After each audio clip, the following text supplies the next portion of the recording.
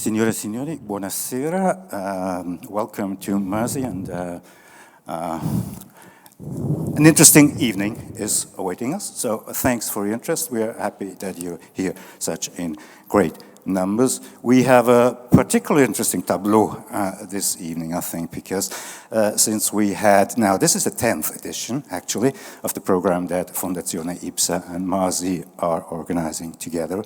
And I think it's the first time that we actually have scientists and artists who actually did collaborate together, who joined their research. So it's going to be of special interest. Before I hand over to Silvia Misiti, I'd just like to thank everybody who helped organizing this evening. Of course, first of all, I'd like to thank our guests for taking the trouble coming to Lugano, Julius von Bismarck, Tamara Vázquez Schröder, and Mónica Bello. And then I'd like to thank, as always, the Fondazione IPSA, Silvia Misiti, Sara Comodo, and Jacopo Crespi. I also thank our colleagues, Sarah Greenwood, Laura Pomari, and Martina Santurri from our communication department, as well as our curator, Francesca Benini. So, Silvia, thank you. Grazie direttore. Sentite? Sì? Eravamo d'accordo di parlare in italiano, quindi però lui è più bravo di me e io vi parlo in italiano. Benvenuti a tutti. Grazie di essere qui. Questo, come abbiamo scritto, è il secondo evento dell'anno della Scienza Regola d'Arte. Questo progetto cominciato con il Masi nel 2017. Sono molto contenta di dirvi, questo è il 10° dialogo che abbiamo organizzato, quindi è un progetto che ha funzionato molto bene. In questi anni abbiamo sempre organizzato insieme appunto queste 2 conversazioni tra artisti e scienziati. Abbiamo avuto tantissimi nomi importanti, ve ne cito solo alcuni: Pier Giorgio Di Freddi, Stefano Arienti, James Beecham, Mark Bauer, Thomas Struth, Tony Craig. Insomma, abbiamo avuto veramente dei grossi nomi e che ci hanno permesso di confrontare, diciamo, queste 2 aree e cercare di capire quali sono i punti di contatto, perché questa, chiamiamola così, in qualche maniera disciplina arte e scienza è così interessante e sta così crescendo.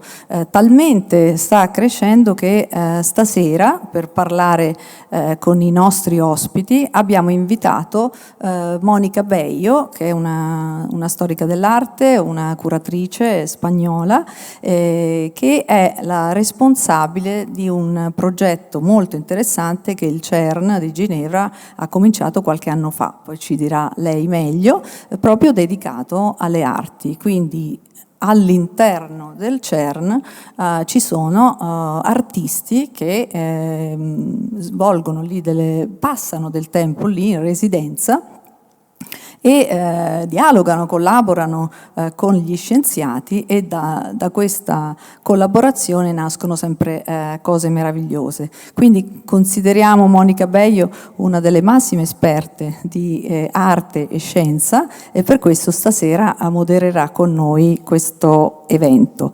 L'ultima cosa che vi dico sono anche 10 anni della Fondazione IPSA, per cui proprio in questi giorni, per cui insieme a tutti voi festeggiamo questo anniversario a cui teniamo tutti particolarmente, quindi ringrazio anche io i miei colleghi già nominati dal direttore, ma sempre da nominare: Sara Comodo, Jacopo Crespi e ovviamente tutto il team del Masi.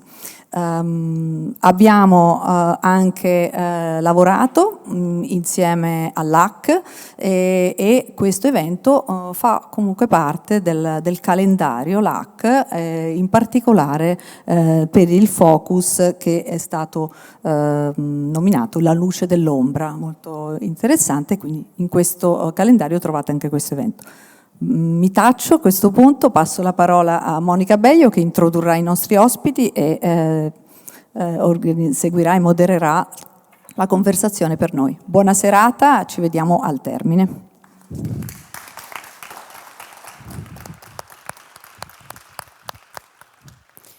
Thank you very much, Director Silvia. Thank you, IPSA and the IPSA Foundation and the MASI for inviting us to this opportunity, this forum for explaining and sharing with you what we do at CERN. And also is, for me, always an opportunity to have artists and scientists here, Julius and Tamara, to well, in a dialogue, which is exactly what Arts at CERN is about. So I'm coming from Geneva. I'm from this place. At CERN is the world's largest laboratory dedicated to physics. And 10 years ago, our director at the time, Rolf Hoyer, had a brilliant idea, which was not very unique and singular because the idea came from the 70s, from the artists who were always and have been always knocking in the door of the laboratories, trying to understand what the scientists are doing. But anyway, in 2012 was an important moment for science, as you might remember, was the year when the Higgs discovery was announced. And our director, Rolf Hoyer, understood and always found the inspiration in the cross-disciplinary view of our world. Arts at CERN comes from this logic, this evidence that art and science have so many things in common. And what we do today, and we have been doing for the last 10 years, is to bring artists and scientists together to explore things that are sometimes not too easy to articulate. And by exploring and dialoguing and exchanging languages through the context that we provide in the laboratory, we find new ways of understanding our reality or the questions that occupied us in our contemporary culture. So how we do it? And let me just speak about us another 5 minutes, because it's important to give you the context to what we have here today. We do it by inviting artists from any discipline to the laboratory in a period that can start for 1 week or a month, 3 months sometimes. And this is only the start, the trigger, the spark that brings artists into the context of a lab that is often, as you know, very far from our society, and well, science is doing science. And we sometimes don't have the opportunity to see this in the real context. So our goal are to inspire these significant exchanges between artists and scientists and bring the community of CERN closer to the interest of the artists and creativity communities to create a contact, to open up, to think in other ways. We have international collaborations. We understand science as an international global network that brings many voices in a polyedric understanding of our culture.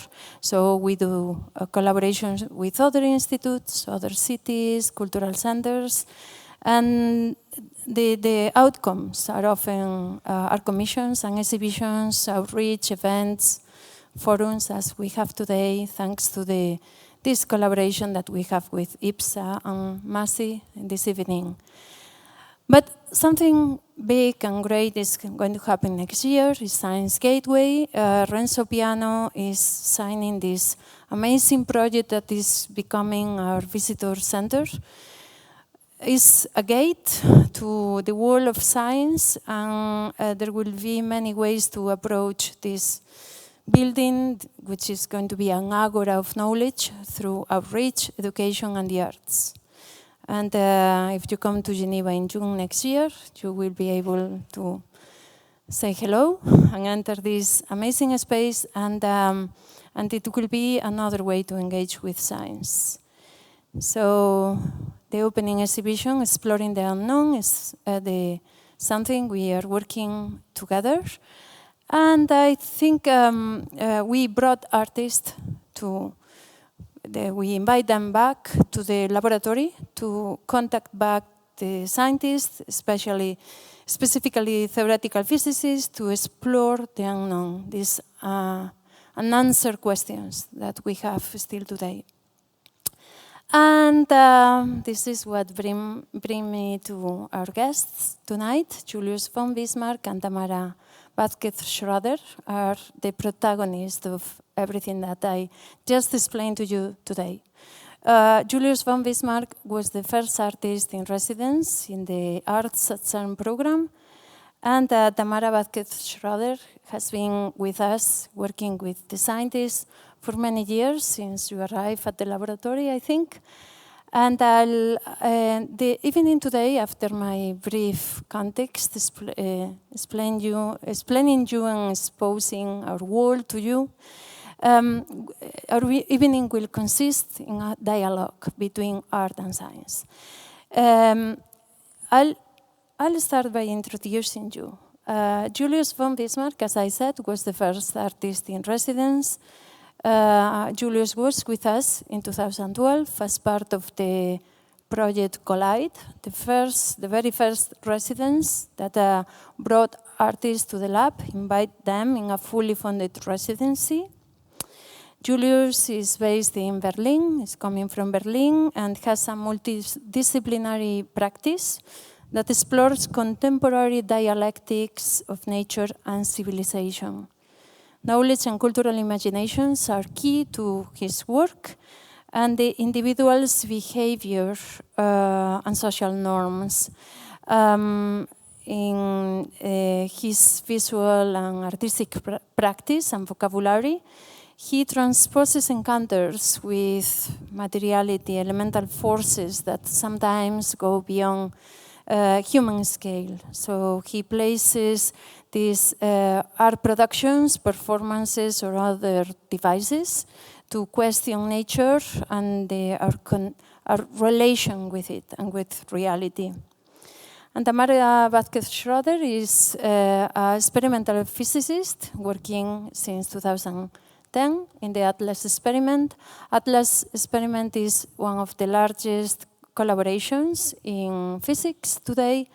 ATLAS is also one of the detectors in the Large Hadron Collider, which is the biggest human-made machine ever created. But Tamara has been working with us to explain and share with the artist what is the big deal about this Large Hadron Collider, but also to understand how a single scientist is only doing a micro part of a really tiny fraction of the biggest experiment in the world. And this sense of collaboration is so important in our community, and for us it's very important to convey this idea. So Tamara joined ATLAS collaboration in 2010 and now is a CERN Research Fellow since 2020, and is working in research involving quarks, Higgs, and new particles. You will tell us about this. So I'm going to pass to the next slide, which belongs to Julius, but I want to give my guests, our guests tonight, a provocation. Something you have in common is the understanding and the involvement in your work of experiment. You are experimenters. You build stuff that constructs another reality, if you want. So how do you react to that? The idea of the experiment, what is an experiment for you, and how do you see the role of an experimenter in your work? Yeah, so where should I begin here? Well, it's interesting. I just thought about it. In physics, you have this, like, you have experimental physicist and you have theoretical physicist. In art, we don't divide us like that. It's not experimental artists and theoretical artists. But this work here is an example for.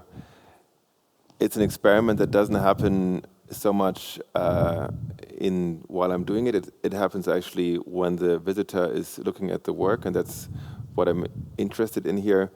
It's trying to create a situation where you don't necessarily know the outcome, and I'm very interested in how does reality gets constructed in our brain, and what we think is real comes from something. It's an imagination that matches what we see, and but it can be changed. It was changed many times over the last years and the last thousands of years, and since we are thinking, we change what we think is real.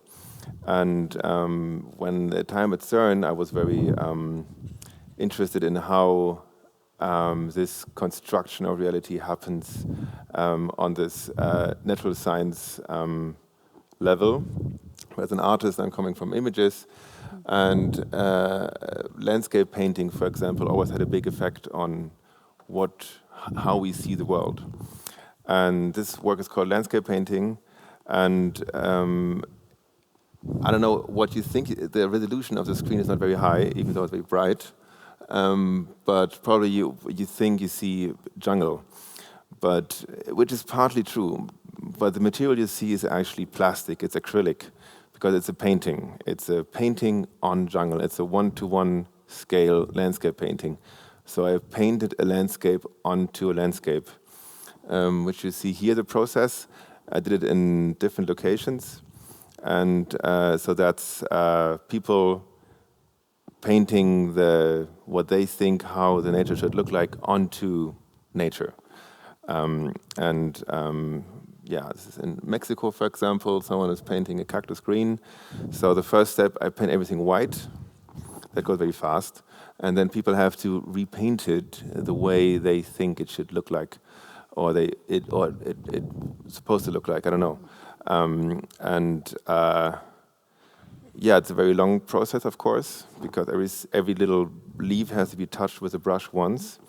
And what I do, I exhibit a video of it, but I also exhibit the final image as a photo in a very high resolution. So from far away, it looks like a landscape. When you go closer, you see actually everything has this acrylic touch to it, like this semi-glossy finish, which nature normally doesn't have everywhere. And you see something is wrong here.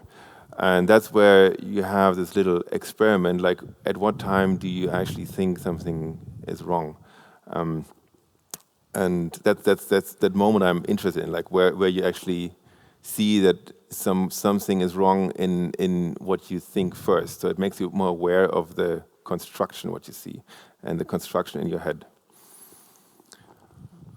Yeah, so maybe continuing in the topic of constructing realities, as a scientist, and in particular what we do at CERN with the Large Hadron Collider, at some level you're constructing a reality that happened in the past. So, I mean, over the past many years, we had the opportunity to understand what surrounds us, our everyday life components, even the fundamental particles that we can find in our everyday. But we want to ultimately find all the building blocks of nature. And for that, we need to access particles that are too energetic to exist in our surrounding right now. So that means we need to go effectively to the past. So with these accelerators and colliders, we're able to access particles that were only present 10 to the minus 12 seconds after the Big Bang. So really, you're creating particles that do not exist here. And for that, of course, you need a huge amount of energy. And this is only possible thanks to this magnificent creation of humans, which is the Large Hadron Collider at CERN. And it's a 27 kilometers long ring circumference of superconducting magnets and also accelerating cavities. And inside this accelerator complex at LHC, you will have two beams of protons, we'll see a bit later what these are, that are accelerated and travel at almost speeds close to the speed of light, and are brought to collide at 4 interaction points where these detectors are located. So here you see a bit more schematic image of this. This, as you will see later, it's just, I try to select the important points to guide you. And maybe you can see the play starting point. Here is where we extract the protons from a hydrogen bottle. And you see that there is a progressive acceleration, step-by-step process, where we go from the LINAC to the booster, to the proton synchrotron, to the superproton synchrotron, and from the superproton synchrotron we have these two beams injected in finally the Large Hadron Collider, the big circumference at the top. The two beams circulate in opposite direction, as we said, once it reaches the desired energy, which is, as Monica already said, the highest achieved ever. I mean, it's truly an incredible enterprise. They are brought to collide at these 4 interaction points. I work for the ATLAS experiment, the one I tried to highlight there in the middle. And before we jump into the ATLAS, I wanted to show you how this picture actually looks like. So aside from the ATLAS and the other experiments at the Large Hadron Collider, there are many other smaller experiments that are a bit more targeted to specific parts of the empty sides of our theory that we are still aiming to understand. So really, the CERN is much more than the Large Hadron Collider. There are many interesting subjects to study. But I'm busy enough with the ATLAS detector, and this together with CMS is what we called a giant and sophisticated multi-purpose particle detector. I mean, you remember one of the original aims at the start of the Large Hadron Collider was to discover the Higgs boson. So the different layers that we'll see that surrounds the interaction point, as you see in kind of an onion-like structure, was precisely designed so that we can capture as much information as we can and understand if the Higgs boson was there. So this we managed to discover in 2012. It was a milestone, but it's not the end of the story. We're still able, and that's now the next step, to probe the unknown. And I think that's why the CERN, the LHC, and ATLAS in this case, fits perfectly the discussion from today, because now we are really in an area where we cannot define exactly what we're searching for. So we have a broad and diverse search program, but it's really the experiment, the one that it's leading the way. In collaboration with theorists, but it's truly nature in these collision data events, the one that will tell us in which direction to look. So very briefly, this is more of an 101 particle physics, so that then we can talk a bit about the same subjects. And this, again, it's crucial when we discuss with artists that even though there is a heavy mathematical component in the language in which we communicate in particle physics, you see these are the concepts that I'm trying to explain here are, in principle, you don't need mathematics to understand them. So this is, for example, a transversal cut of the detector, and you see that each of these layers that surround the interaction point are there to measure some type of property of some type of particle that gets created in the interaction point. So to have an idea of the time span of this experiment, I joined actually ATLAS experiment exactly when the LHC started. We are around 2022, so we just started a new run of collision data, and in principle the idea is to continue until 2040. So it's a really long project that we need to carefully monitor, and there are periods where we upgrade our detectors in order to push the machine further and further in its limits. And finally, because these are the main characters that then we occupy ourselves with, and we're starting, as you see, going more and more abstract. So I presented the experiment, but this is at the end what we're really trying to complete. It's the puzzle of the fundamental blocks of nature. And the standard model of particle physics is what we call the current theory that describes nature the best we can at this fundamental level. So these are the smallest particles that constitute everything. I'm not going to go into detail, but you have on the left-hand side the matter particles, so the fundamental particles that compose matter. And then on the right-hand side, you have what we call here bosons, and these are particles that mediate some type of interaction between the particles. So maybe the photon is the one that rings a bell, and it's the one associated with the electromagnetic interaction, light. But then you have gluons for strong interactions, these W and Z bosons for the weak interaction, and finally the Higgs boson. So maybe before we move with this mini introduction, just to say that as experimental particle physicists, we are also constructing realities in the sense that we try to explore the past. So we are accessing a reality that does not exist right now, and we build this on Earth, or rather 100 meters underground Earth. But then we're also constructing the reality in the sense that every single new information we extract from the collision is modifying the idea of reality. So it has more of this plasticity than being a rigid image of the universe. Yeah, like different ideas of the universe and how real they can feel and then change is like it's of course very difficult to accept that in the very base of everything it's unknown, like the foundation of it. But then a lot of people are very aware that or think that actually everything is very true. But how can everything be true if the very base is not clear, not sure? And so this work is inspired by two different things. Like one, where the idea happened, it was when I was turning myself on the dance floor and figured out that it starts to feel very weird if you just don't stop turning, and that at some point you get used to it and weird things happen with your mind. And wow, what happens if I spend a long time in this state? And so I would build a platform that would turn so I can live on it and see how it feels to be in a turning little own system, kind of, because what it does, it disconnects you from the surrounding and you get used to yourself turning and the objects around you, and you start to have your own system of reference.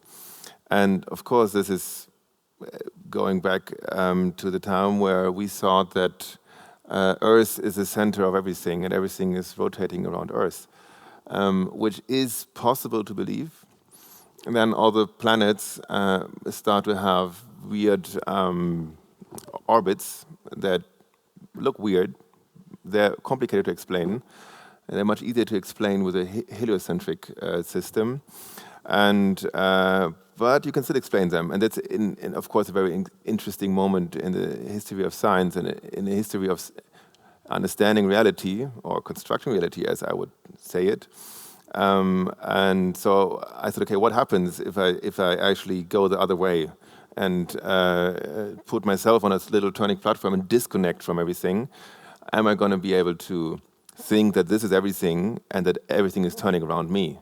Because when you spend some time on this, I slept on there, and at some point your body gives you the feeling that everything is fine and that you are the center of everything and everything turns around you.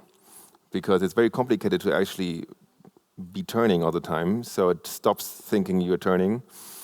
And this happens in different stages, so it's a good example for an experimental work where the outcome is not an object, actually the experiment itself is the work.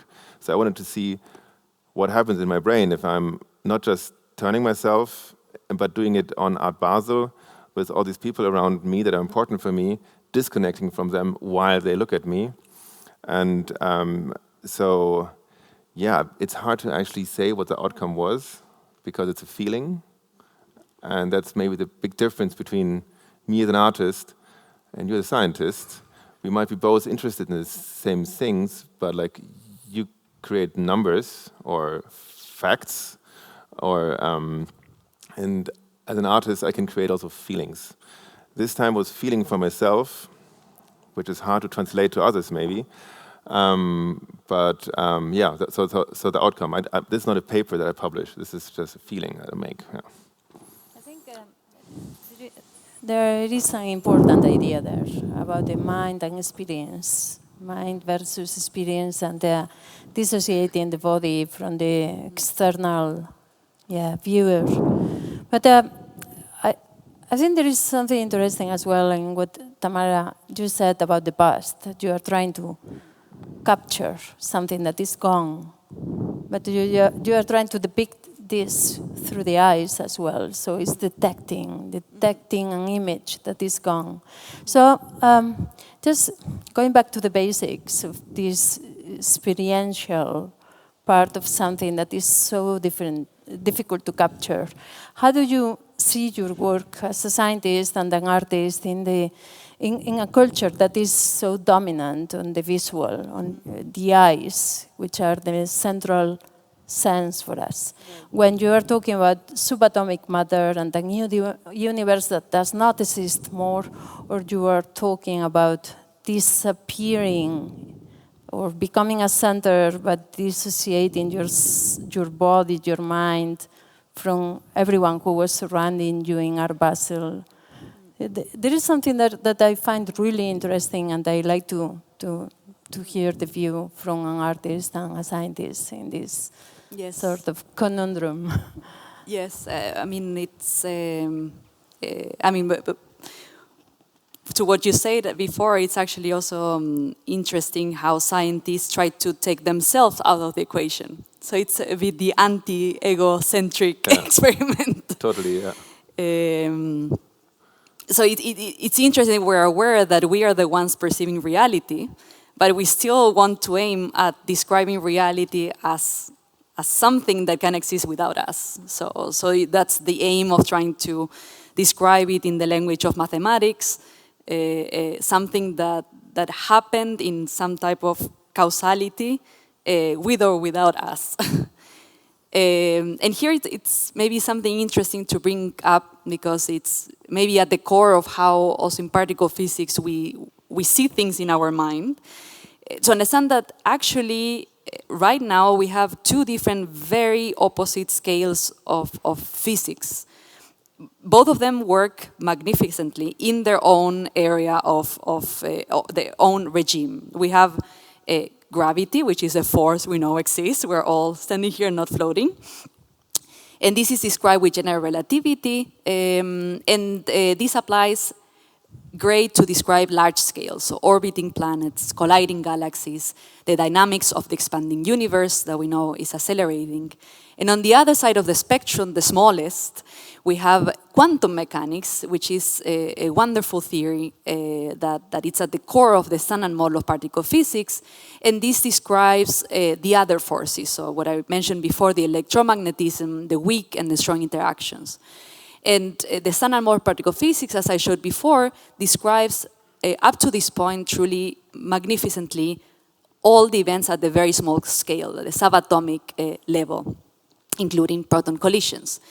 And it's a bit disturbing because we know, as we will discuss a bit later, that the standard model of particle physics cannot be the end of the story. It still is missing to address some very important conceptual questions and also some other experimental data. So we know there has to be an extension, but for the things that we've seen, it works great. So the ultimate question, and what drives so many theorists and physicists crazy, is how to make these two descriptions of reality unified. So that's maybe where you heard these grand unification theories. It's really the ultimate desire from our side to understand a theory, a mathematically described theory that can put these two coherently together, and this is right now incompatible. So one important thing, my regime is the right-hand side, the quantum mechanics, and very different to classical mechanics. We have to think of forgetting about determinism, that if we have some initial conditions, I cannot predict with 100% certainty what will happen after a certain time has passed, but we can only talk about probabilities. So every time an artist asks me, how do you imagine a collision? I can say, well, maybe it looks like this. And this is more of our selling image. that what we do can resemble something visual. This is, for example, an actual collision data that was taken and that we try to project into different planes of the detector. And you see here the different either deposits of energy or tracks in a detector or hits in the muon spectrometer. And I try here for your eye to identify the various components. And what I put here on white, it's our hypothesis. So this is that event is real. It happened, we recorded it. But when we analyze the data, we identify this candidate as being highly probable a leptoquark event. Leptoquarks have not been discovered. This is, for example, this is an example of an exotica particle that is hypothesized, and it would be amazing if we find it, but we still don't have a significant certainty that it's there. So somebody can ask me, but is this a leptoquark event or not? And I can just say there is high probability it could be. And it's something we all have to accept. It's either language, but I would say it's more a type of reality we need to accept and to be able to discuss, even if we don't fully comprehend it. Yeah, I think it's that uncertainty which actually is the most inspiring, probably for a lot of artists that go into this field. That was, of course, the beginning point for me where I got interested in particle physics, like accepting uncertainty as a fact. That's right. Yeah. Okay, so let's take the aspect of detection, which is so when you are in a laboratory like CERN, you acquire these terms that you didn't use before. And this is detection is something that is part of the experiments, is part of the vocabulary, and this is something interesting as well to understand that we carry a detector in our hands. So a mobile phone is a detector, but a detector is detecting is picking up signals from nature, and is translating somehow with another means this into images. So what we see in our screens is probably part of this process. So, but it's also capturing these signals in nature in scope, in time. So it's tracing back this time, these moments that are gone. So I'm very interested because I know in your work, Julius, you are building against something that was supposedly there, as you showed before in the landscape, and is gone. Or you are trying to capture a moment that is gone. And that is so connected to this aspect of physics that we see in the lab, in the experiments, from a theoretical and experimental perspective. So I'd like to ask you how this picking up signals from nature affects your work somehow. Yeah, like it's, as an artist, of course, you're very, very connected to the visual sense. Like that's a very dominating sense of what we think is reality, is very much dominated by what we see. And but then the work you're doing is mainly about things that are not visible. So these are visualizations of something that is not necessarily visible. Visible has to happen in a scale where photons are reflected, and that just doesn't happen on the scale anymore, in that sense that it would still work as with our eyes. So our sensor is not able to resolve that, right? It's just not there. And it's not just a problem of a bad sensor, it's just really not happening. So it is not visual. And then when you go down to a certain level of particles, it's just, and that's what I was so interested in at CERN. So what I did when I was there, I created a dark room and a little talk series in the dark room. So I would talk with physicists about, we talk together about how to imagine things that are, or like what our brain comes up with, a visual representation of something that is not visual. Because our brain doesn't like to accept things that are not visual, or my brain at least. So I wanted to see, do the scientists have the same problem? Like what, they say, no, this is not visual, but then is there maybe something in their brain that is still visual? Like how do we deal with things that we are not built for imagining? And that's really got me interested in, and maybe I goes, yeah, here I am, blind. So this got me really interested. So I thought, okay, what happens if I will be blind for a long time? And because the only way to see how the world would feel like without your visual sense dominating everything is turning off that visual sense. So it's another example of an experimental work. So I just put in black contact lenses. I was invited to Vilnius to do artwork there. I never saw Vilnius before. I didn't know how that city would look like.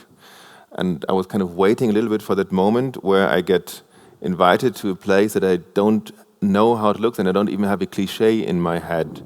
Like, I don't know, was this city destroyed in the war? Is it all going to be modernist buildings? Is it going to be a very old town? I didn't know. So I went there with black contact lenses, didn't see anything, learned how to navigate with a blind stick in a blind school, and spent 2 weeks there looking at what my brain comes up with instead of my eyes.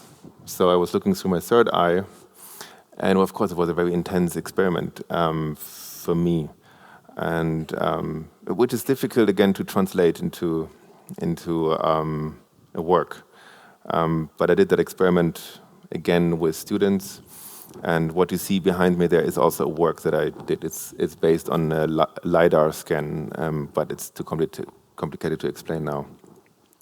But like, how is that for you? Like, what images do you have in your head when you talk about the Higgs, for example? I don't know. Yes, it's so this right? was one of the examples that we tried to show to the artists so that they don't get too scared. But ultimately, or at least I feel, after maybe the formation in physics and mathematics, this is probably my favorite way of representing the story of the collision event, and it's what we call a Feynman diagram. It's a genius way to represent mathematics in a visual way. And so you basically read it as you read a book from left to right. So you have the initial starting points. These are the two quarks that are inside the proton. So in the LHC, we make this collide. And this is basically, if I would have a pointer, at the interaction point. And the very basic equation that you might know from Einstein, the E equal mc squared, that energy is equal mass, means that bringing these particles that are in principle light, but to collide at incredible energies that we manage to accelerate them to, this energy transforms into creating a particle that might have a mass much larger than, for example, what we encounter in our everyday life. These particles that are usually too heavy to exist end up decaying. This is what we say, they disintegrate into other fundamental particles that are much lighter. And this is basically the endpoint, that you see two muons, so two type of leptons, and these particles are the ones that cross at the end our detector, and we're the ones that we aim to detect. So the activity afterwards, when we say we analyze data, is that we take our endpoint and we try to complete or go back into the story and see how it started. So to build basically this diagram and say, from this endpoint where I see two muons, this Z boson, for example, was created. And this is how basically we achieved the Higgs discovery. So you see at the bottom parts of this Feynman diagram where the Higgs boson is created and it disintegrates, it decays in these other lighter particles. And then we take these final points and we, for example, represent here the mass of all these endpoints. And this should give me the mass of the Higgs. So there are these basic concepts of energy equal mass, conservation of energy. These are really very basic also for in our physics studies that are at the core of what is happening here. And you can see, for example, again, a nice representation on the left-hand side, for instance, the signal there in this light blue, it's the Higgs boson. So it's really filling the missing gap between our data, the data that comes from the collision, the expectation of everything else that we know is there except the Higgs, and then the Higgs boson. And the more and more collision data we have, we're able to reduce these errors of the data more and more. So we become more certain at the certain, considering that probability is at the heart of this, we still reduce the uncertainty to say that there is a Higgs boson there. So even though we say we're looking at invisible particles and we live in this mathematical abstract world, as you say, Julius, there is always some level of imaging that we create, I think, just naturally for us to understand. So it might be in the abstract world, but you still navigate a series of images to imagine what happened. So is it a bump? Like, is the Higgs a bump for you? Like a slight bump, or is it? So it evolves. That's why constructing reality I like, because at the start we were looking for bumps. Yeah. And now, for example, that we're looking for exotic particles, this could be a bump if we're lucky, but it could also be a tail. It could be that towards the end of the spectrum, we see some deviation. And it means that maybe it's a particle that it's much heavier than what we're able to create now, but we see a bit the hints that it might be there. Let me interrupt you there. Can you explain? Because I know you know what you are talking about between you, but what is this blip, this bump? Tell us this bump. Tell to our audience. Yes. I mean, the bump is basically it's what got us excited in 2012. It's to see this comparison of the collision data with what we expect, and this is a theoretical model of the standard model of particle physics, before we knew the Higgs. So in this case, you see the bump. So you accumulate data. That's right. That you accumulate builds data. up something that should not be there, right? Yes. So we go to this plan, and you might wonder, why are we running 30 years long?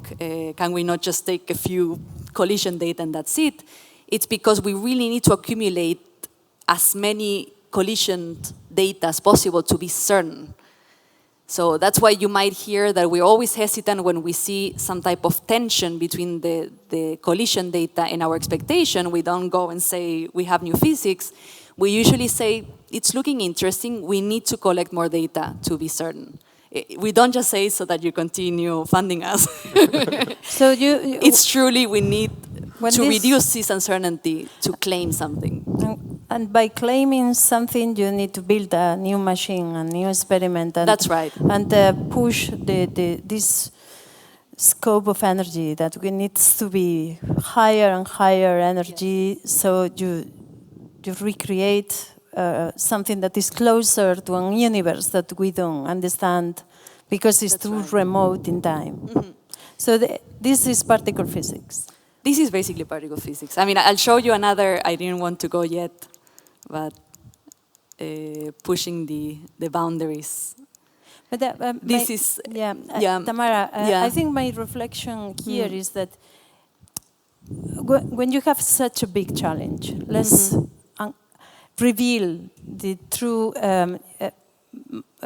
secrets of matter in our universe. It's normal that artists want to be there. It's just so exciting. But then you come to the laboratory, any laboratory, not only CERN, and you realize of the complexity that is going to be even the highest challenge in your life to understand what is going on there. So how you, as an artist and a scientist, go through this, like really mysterious territory to understand each other by studying, by trying to listen and to build something like if you are learning another language, because it's obvious that you have been trained to understand and represent these images in your head. But what is the challenge here for an artist to go to these complex environments? How do you do that? Yeah, so I learned quite some physics in school, and I even thought about studying physics, but then I decided to become an artist. So, but then being at CERN, I'm like, wow, this is so interesting. And then I was listening and listening and listening, and then doing my homework and trying to understand these things I haven't understood immediately. And I was going deeper and deeper and deeper until I found out, well, that's endless. Like I could spend the next 40 years on going deeper, and then I might still understand a little bit what's going on here. But before you just have to take what the scientists tell you, and they give you very simplified versions that make you happy. But I wasn't really happy with them. I was only a little bit happy with them, and then like, oh, but like that must be more complicated. Yeah, it actually is. And then you go, and then at some point, well, this is not going anywhere, or this is going something very interesting, but then I'm not an artist anymore. Then I'm trying to understand physics, which is not my job. So I thought, okay, well, I have to stop at a certain point and develop something else. Like so I was trying to exactly focus on this aspect of creating reality and what comes with that. Like, what is the philosophical idea behind this? And I try to find questions that I can ask the physicists where I would get different answers from different physicists. And this was what I focused on then the second half of my stay. And that's exactly where you develop actually a nice interaction, because once I know these questions, I know I can talk to a physicist and it's going to be something that they are not already give me a cliche, which they learned. That's what I'm supposed to say to someone that is not a scientist, so they are happy. And I wanted to hear something that is real, that is coming from the heart. And that's what kept me actually interested in physics a lot, because I got to spaces where different scientists have different opinions. And that also shows that it's about opinions also. It's not just the reality, it's actually an opinion, what you think reality could be like or how it should be like. And like introducing words like elegant, like people like talking bad about string theory, like, okay, how do you talk bad? Like trying to understand the language, oh no, it's ugly. And like, what is ugly? Like, what does ugly mean? Like, is the reality that you're imagining here ugly? Like, how? And of course, these are the points where you can like ask more and more and more instead of going deep into the physics, kind of understanding what is the opinions in people's head, like so that was my focus. Yeah. When I ask scientists what is their take from the experience with the artist, is often the reply, and I'm sure you gave me a reply like this, Tamara, that it's like seeing something with different eyes. And it's interesting to understand that we live in a society where there is siloed knowledge, and these fields are still very separated, and they working in these enclosed systems. And it's obvious that this happens because it's so complex, it's so specialized, it's so dedicated to understanding this second after the Big Bang, as you said before. But this happens in the arts as well, because I had this artist, Nathan Witt, who said, I want to go to the lab to see my work with the eyes of others. So, and I know Julius and Tamara, you are into mountains and nature, and we often do this to be close to elements that are beyond humans. And this is something that is really a feature in our society today as individuals. We want to go beyond, to the remote, to what is far and what make us to see that we can go beyond humans. So it's obvious at CERN that this happens when you are close to the Atlas experiment or to the CMS, because they are so big, so large, and they've been created with 1,000 hands. But it's interesting practice to see yourself with the eyes of others, with something that is beyond humans. And when I see you speaking, I see this, that you are exercising your place in the world, as you've done with this wheel that was rotating. So what do you think about my comment? Yeah. Yeah, it's interesting to see yourself. Maybe I liked that you brought up the nature aspect, because it's a bit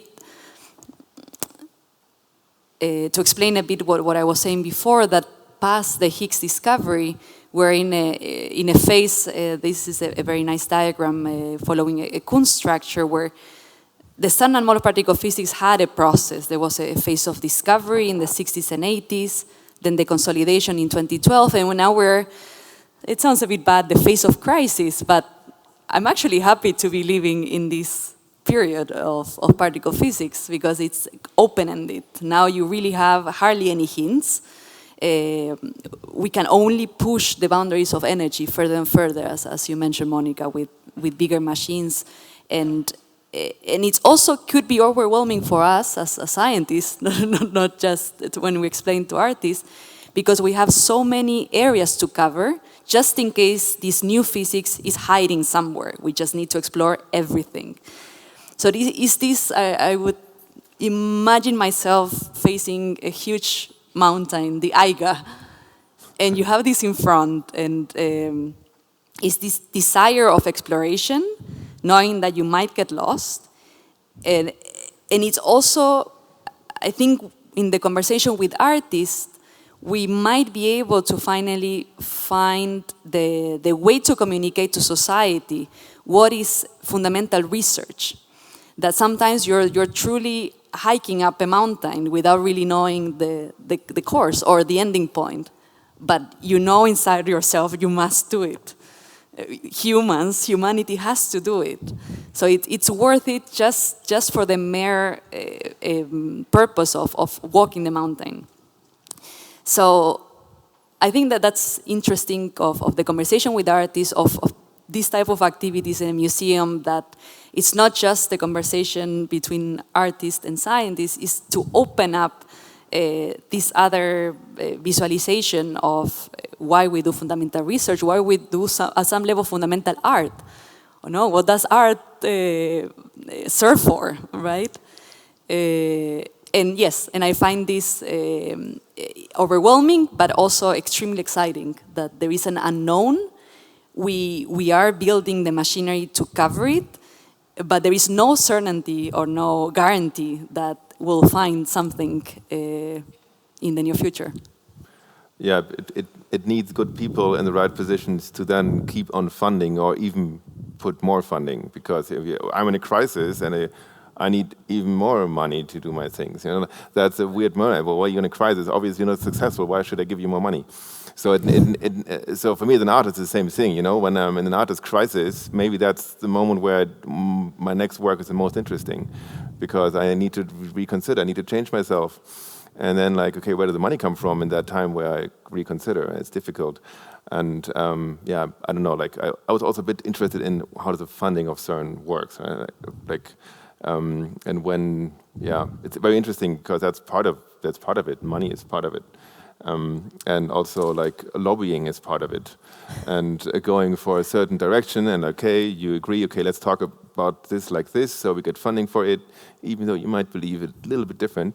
And same is in the art. You know, like it's so interesting how the normal business and like the money system is connecting to this basic research, also artistic work, which is so far away from the normal capitalistic way the world works outside of these systems. And yeah, that was very surprising to see to learn a different rule system. Of course, I'm of the art market, which is a very weird system that I need to rely on to make my research. But so do you on your own system. Well, I think let's not stay with the funding. No. Sorry, I'm sorry to bring it up. It's just. But I think what we are doing here is is an invitation to imagine, and I like to invite you, Julius, to think of the latest invitation to imagine that we invite you to invite us to imagine another dimension, a dimension that is not clear to us, it cannot be visualized. So just to give you a bit of context.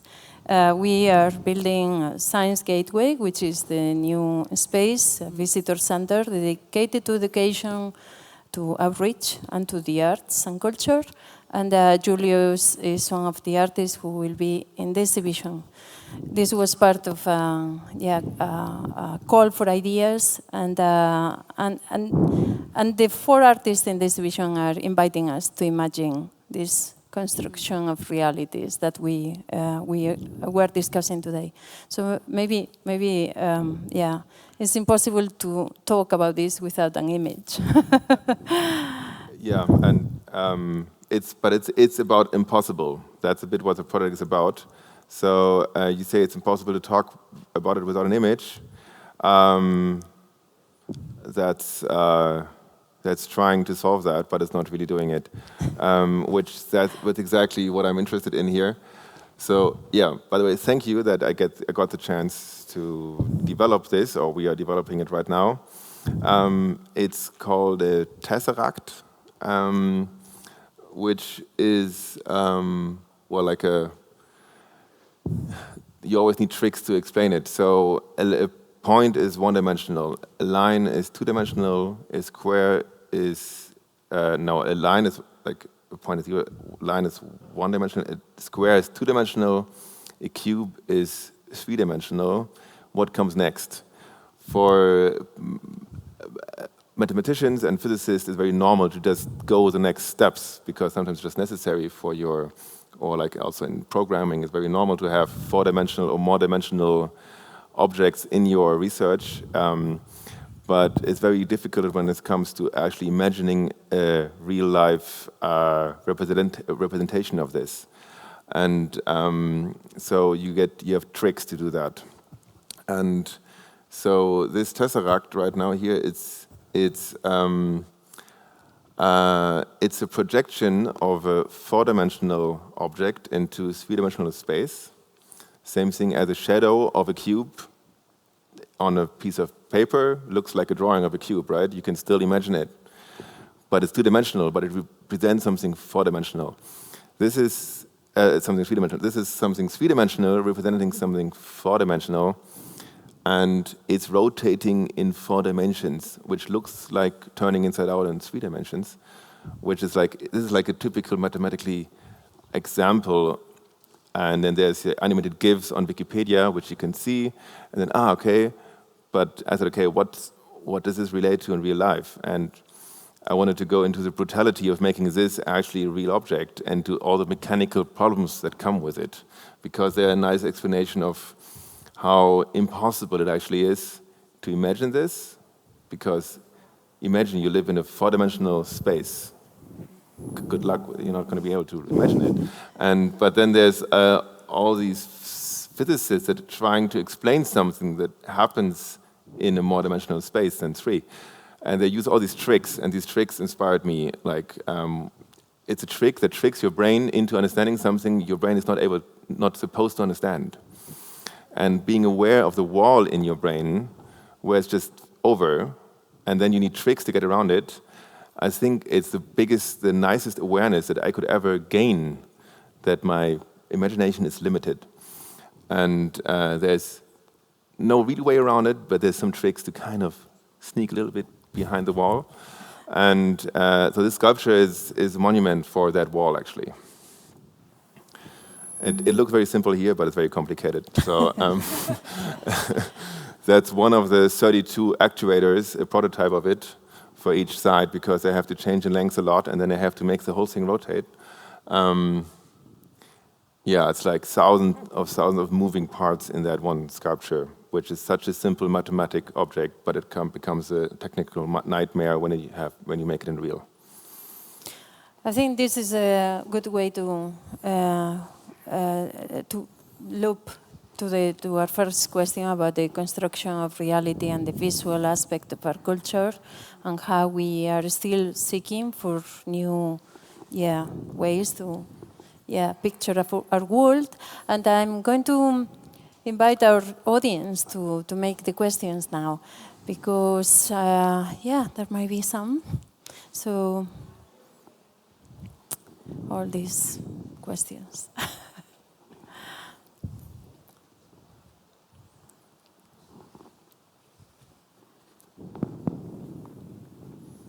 Nessuno ha qualche domanda tranquillamente in italiano, perché c'è la traduzione? Nessuno. Direttore. Yes, Tamara, I was wondering, and I never understand, you showed us a timeline up to 2040, but is there a point where you have found what you're looking for and it stops? Can you define this point? I think for Julius probably it's more easy. I don't think artistic research has a final goal when then you say, okay, I no longer have to be an artist, I can go and be a banker. But just very simply, is there a defined goal? And once everybody at CERN, you've reached that, okay, we can go home, turn off the lights, we got it? It's a very good question. So something interesting of these massive enterprises is that, of course, it needs a lot of planning, which means that while we're running now the machine we have, we're already thinking of the machine we want to have in the future. So this is a very tricky type of project, because it's needed, of course, for the funding agencies to be interested in collaborating with us. But it's also extremely tricky because you're projecting yourself in the future in all senses, not just the physics, whether we might discover something in the next 10 years or so, but for example, now jumping to instead of 27 kilometers ring, 100 kilometers ring, which is one of the future projects that we have in mind, you also need the technology of the future. So you're making projections based on what you might have in the future, assuming, for example, magnets will also evolve, that these accelerating cavities will also improve, that we will have silicon in the market. So it's very challenging, almost an impossible task, but it has to be done.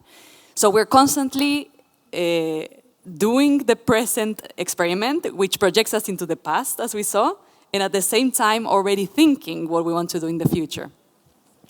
So we are in all the axis of time. And the question is, fundamental research will never stop. I mean, the best case scenario is that we do find in the next new exotica particle, and will let us know maybe at higher energies what's this extension of the standard model particle physics. But I am pretty sure there will always be these missing points to address. So I think it's just an ever-growing project, but when to put the brake, I don't think that's in our minds yet. It's still projecting into the future. Thank you. Thanks. There is a question.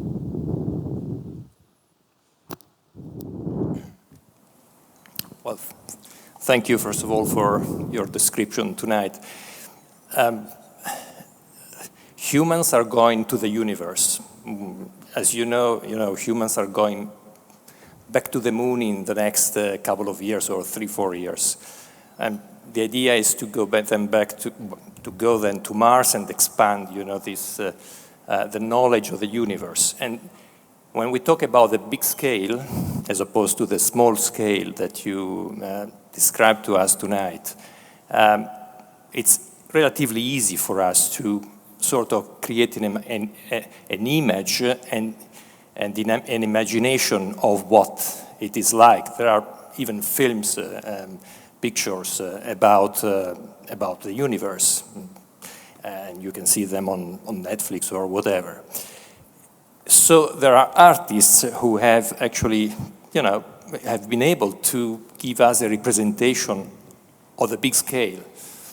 But I'm not sure whether there is any artist who has ever given us some image, representation of the very small scale. So the question for both of you is, will there ever be somebody so imaginative to be able to give us some representation of the small scale, something which I think I'm not able, to create in my brain an image of what you study. Okay, you've given us a picture as a representation, but it's very difficult. And I don't know about artists who have tried to do it. So will there ever be a time when we will be able to see some representations or some images? Thank you. I don't know if you want to. It's, yeah, what I'm trying to do more is to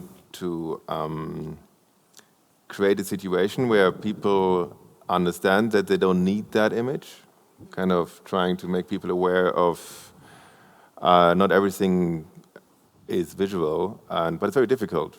Yeah, that's why I was blind for 2 weeks in order to figure that out, and I don't have an answer to it. I don't know how to do that, but that's the research. So I'm actually very interested in your question, but I don't know if the answer to it is yes, there will be a visual representation, or there might be much more things that become more and more important in the future that are not visual, and we might just need to make that dominance of the visual sense and the visuality.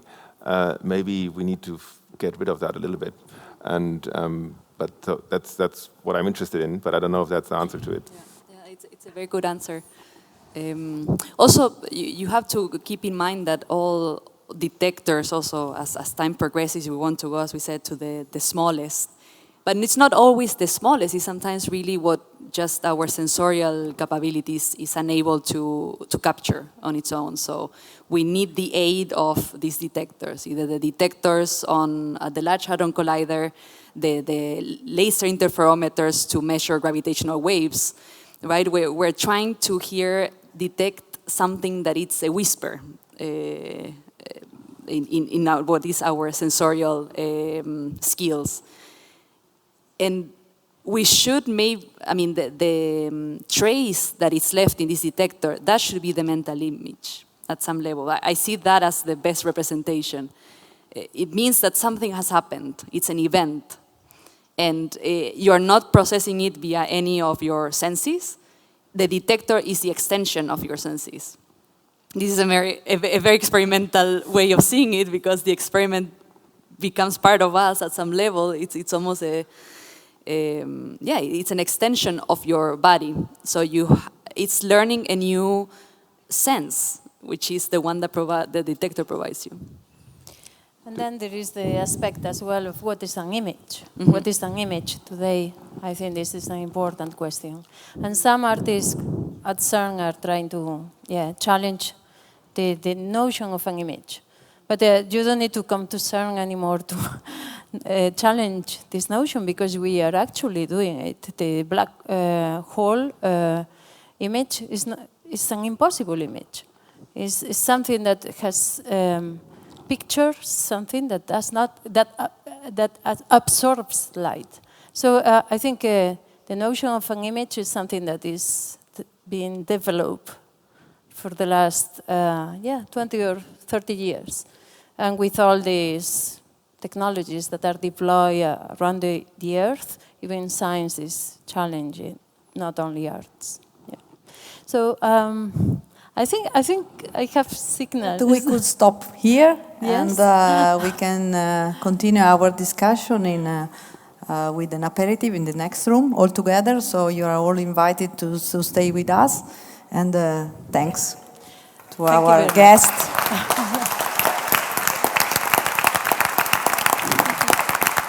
Okay.